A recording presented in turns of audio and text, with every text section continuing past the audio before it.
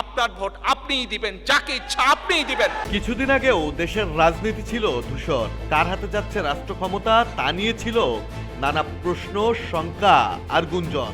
ডাকসু ও জাকসু সহ 4টি ছাত্র সংসদ নির্বাচনে ইসলামী ছাত্র শিবিরের ভালো ফলের পর অনেকেই বলেছিলেন জামায়াতে ইসলামী বুঝি ক্ষমতার খুব কাছাকাছি।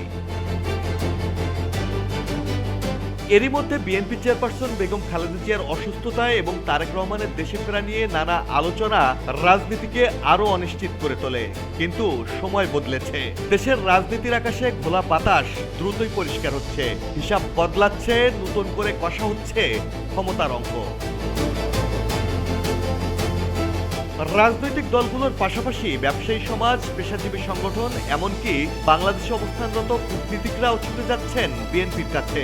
ভোটের আগে এই দৃশ্যকে বিশেষ তাৎপর্যপূর্ণ বলছেন রাজনীতি বিশ্লেষকরা। এই বদলে যাওয়া বাস্তবতা ভালোভাবে নিতে পারছে না জামায়াত ইসলামী, এনসিপি সহ বেশ কয়েকটি দল। তাদের ভেতরে স্পষ্ট অস্বস্তি। বিশ্লেষকরা বলছেন, স্থানীয় সরকার নির্বাচন, জুলাই সনদ বাস্তবায়ন এবং পিআর পদ্ধতি নিয়ে বিএনপির উপর যে চাপ জামায়াত ও এনসিপি তৈরি করেছিল তা এখন অনেকটাই হালকা। তারেক রহমানের দেশে ফেরায় ঘোলাপানিতে মাছ শিকারের চেষ্টা ব্যর্থ হয়েছে। দীর্ঘ 17 বছর পর তারেক রহমানকে স্বাগত জানাতে রাজধানীতে লাখ লাখ মানুষের সমাবেশ বিএনপিকে দিয়েছে দেশ জুড়ে সমর্থনের বড় বার্তা।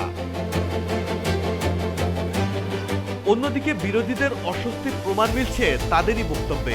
জামায়াতের নায়েবে আমির ডাক্তার সৈয়দ আব্দুল্লাহ মোহাম্মদ তাহের অভিযোগ করেছেন, প্রশাসন একটি দলকে বেশি গুরুত্ব দিচ্ছে। এনসিপির মুখপাত্র আসিফ মাহমুদ সজীব ভুইয়া বলেছেন, দেশে পাতানো নির্বাচনের চেষ্টা চলছে। গবেষক আলতাফ পারভেজের মতে, অসন্তুষ্ট হলেও এই মুহূর্তে জামায়াত বা এনসিপির কিছুই করার নেই। ঢাকা বিশ্ববিদ্যালয়ের শিক্ষক অধ্যাপক ডক্টর আইনুল ইসলাম বলেন, তারেক রহমানের দেশে ফেরা বিএনপির রাজনীতিতে নতুন জাগরণ তৈরি করেছে, আর সেই স্রোতেই জামায়াত সহ বেশ কয়েকটি দল চলে গেছে ব্যাকফুটে।